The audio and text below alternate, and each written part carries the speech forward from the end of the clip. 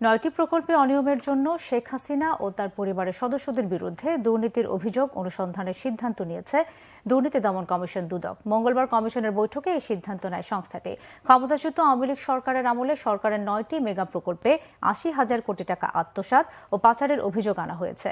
শেখ হাসিনা, তার বোন শেখ রেহানা, ছেলে সজীব ওয়াজেদ জয় ও শেখ রেহানার মেয়ে টিউলিপ সিদ্দিকের বিরুদ্ধে অভিযোগের অনুসন্ধান করবে দুদক।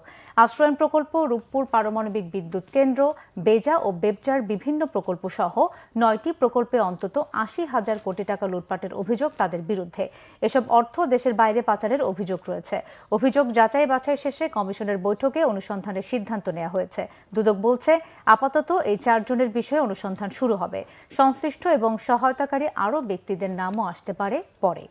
শেখ হাসিনা, সাবেক প্রধানমন্ত্রী, গণপ্রজাতন্ত্রী বাংলাদেশ সরকার, ঢাকা ও অন্যান্যর বিরুদ্ধে ক্ষমতার অপব্যবহার, প্রতারণা, অনিয়ম ও দুর্নীতির মাধ্যমে 8টি বিভিন্ন প্রকল্পের আড়ালে 21,000 কোটি টাকা আত্মসাতের একটি অভিযোগ দুর্নীতি দমন কমিশনে দাখিল হয়েছে এবং সেই অভিযোগের বিষয়ে অনুসন্ধানের সিদ্ধান্ত গৃহীত হয়েছে।